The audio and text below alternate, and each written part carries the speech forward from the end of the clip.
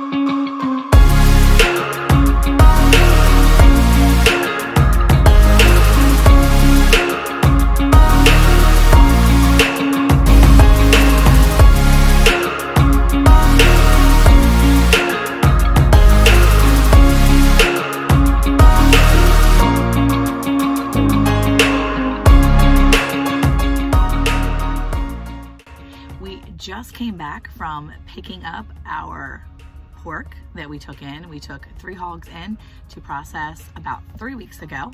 And now we are sitting at a local Taco Bell. Actually we're at the Sonic. We stopped over here for the drinks because keep an eye out for the outtakes. Yeah. Anyway, we're sitting here and we wanted to stop and have a conversation and really share with you why you shouldn't believe the hype. People talk about how there's food shortages and all kinds of stuff. But really, I don't necessarily know there's food shortages, especially when it comes to beef or pork. There's really not a shortage of those things. Maybe in the grocery store there is, but when it comes in terms of growing your own and having people around you that are growing and raising their own meat and vegetables and things, there's not a shortage. It's not from what we've seen. There's not a shortage for the people that you make connections with, those farmer markets, all those places. So I think it's about really where you're looking.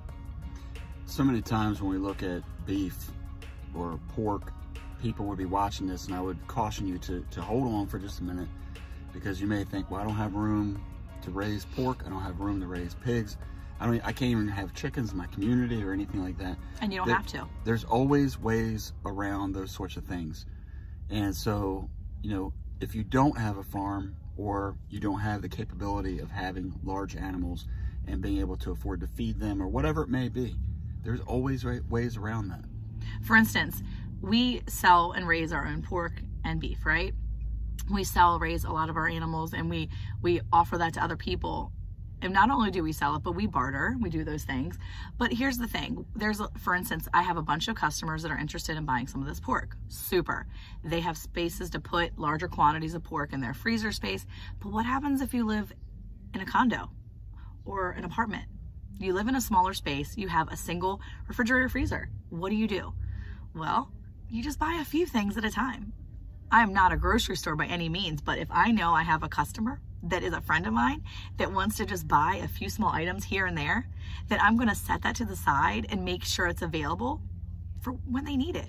And the best part is too, is not only can you buy a little bit of a bulk in advance, but I can hold it until you're ready for it. And then we can give it to you. If I know you're going to come back and buy for me, that's a great way to do that. You don't have to buy everything at once. You don't have to buy a 40-pound meat box every time. But if you do, remember that meat's probably going to last you a little bit longer than the stuff you buy at the store. One other thing to keep in mind when you are purchasing meats in the store, the way that they are raised, the way the animals are raised, is for a quick turnaround process. And we understand that. That's a necessity, because in order for a lot of people to eat, they've got to have the food on the shelves for the consumer. But remember this, that just general science information, when you're talking about the human body, you consume more when the foods that you're eating are not as nutrient rich. Garbage. Okay. You spend all day eating Twinkies and McDonald's and stuff like that. You're going to be hungrier more often, and you're going to put garbage in, garbage out. It just really is. But if you're putting good, nutrient dense food into your body, you're not going to need as much to feel full. And the thing is that when you partner with smaller ranches, smaller farms that raise these types of animals, most of the time, because of the care and the feed that goes into them, they are nutrient dense or nutrient rich. Yeah. And so I had learned somewhere along the way that after the Great Depression that most people actually started purchasing food based upon quantity instead of quality. Now think about that for a second. If you go out into any kind of grocery store, especially these big stores like the Costco's and the Sam's Clubs and just things say like big that. box stores, right? Okay, the warehouse style. The warehouse stores. So when you go in there, you don't buy little portions of anything. Nope. It's huge quantities. And the thing is that when you buy good meat, then it's going to have what you need, so you don't have to purchase as much. So sometimes when you look at the cost of what you spend on quantity and then compare that to buying quality, it's probably going to be close to about the same. Yeah. Now, I will say that prices from your local processing plants, prices from your local farmers are probably going to go up soon too. We're seeing it on our end as well. The processor, they had to recently increase their prices, and so that's going to be reflected in some of the things that we're selling because it cost us a lot more this time to purchase our meat. Now, there are a few of you probably saying, well, that's why I do it myself. Well, that's super. Do it yourself. Right now, for the time and energy that I have, I don't have the resources to cut all the slices of bacon. I don't have the resources or the time to package my own sausages, not the way they do it. And so for me right now, it's worth it taking my pork to the processor, my hogs to the processor to be turned around that way and processed, because the amount of time and energy that we'll put into it from myself as a farmer, as a raising of the animals, it's just too much for me. We can't do that right now. We're not full-time farmers. So for us, that's not something we can do. We do know how to do it. We can do it. That's important to know. But we choose not to. We do choose to take it to the processor because for us, we're pouring back into a small family business. We know we're giving that type of business to someone we care about, and it's a great company, it's a great family, and it's a great processor. So I feel like the amount of time and money we're spending doing that is worth it for us all around. And by us doing that, we can legally sell it to people who are looking for pork, beef, and beef, chicken, whatever it may be.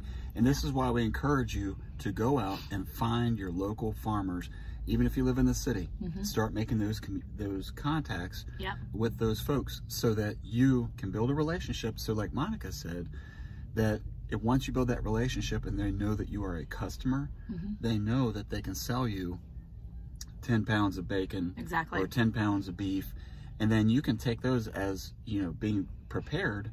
You can dehydrate them, you can can them, you can make them shelf stable. You can put them in places where you may not have the room for it right away, but you can start making spaces for that to have long term, because obviously people don't have maybe 4 or 5 freezers, not normal people. Not normal people.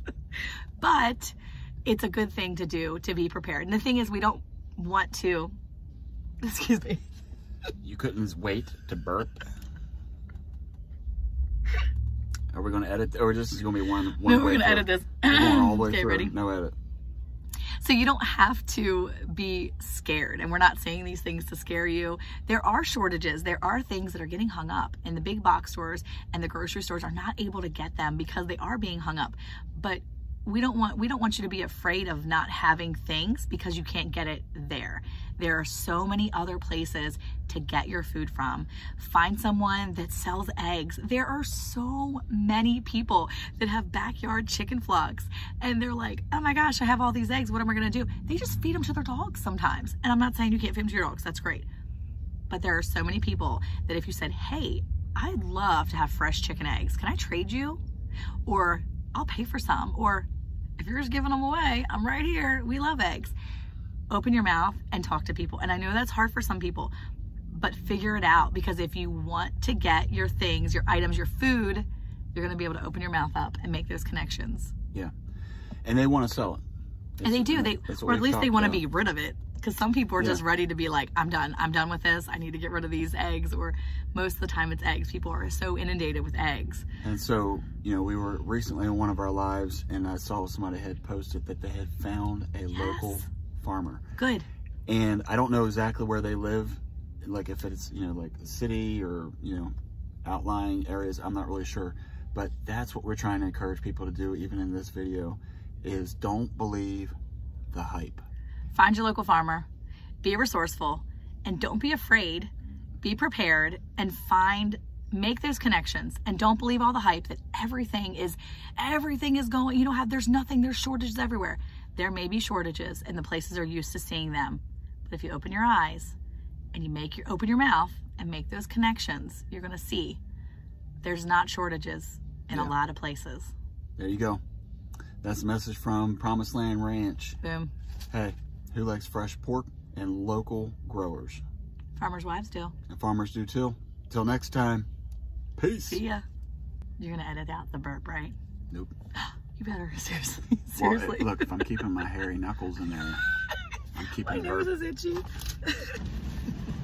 Do not let her see. Put your drink down. Are you crazy? Hello. Oh, sorry. That's okay. We do not have Taco Bell in here. Put that down. Yeah. Here you go. Thank you so much, sir. Hey, you're welcome. Have a good day. We're not eating Taco Bell. He's like afraid. You're out of control. Stop it. Skylar just came back trying to give us something else. Eric was like face deep in his crunch wrap.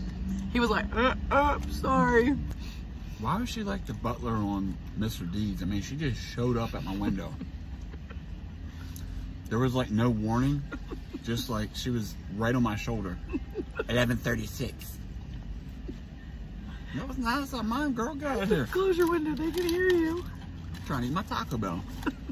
Now they upset me, so now I want to eat Taco Bell from. That's right.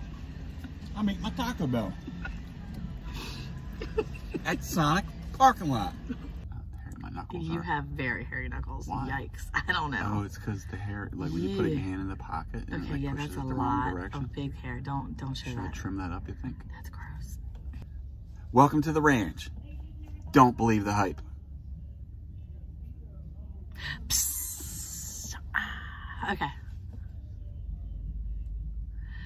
What? Okay. No, keep going. Okay. Wait, what does Alicia does like this? That means you're starting a new scene. Okay, ready?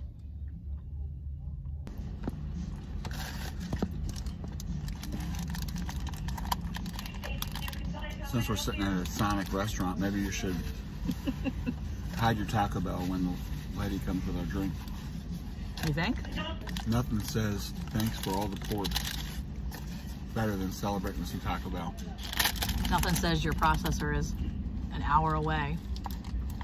Like stopping for food. It's an hour and a half. No, it's like a 50-minute drive. 50. No. Yeah. No. Yeah. Not an hour and a half. I can get food in my face. I thought you didn't like watching videos of people eating. I don't. There's not some of our But videos. you like to make videos while you're eating?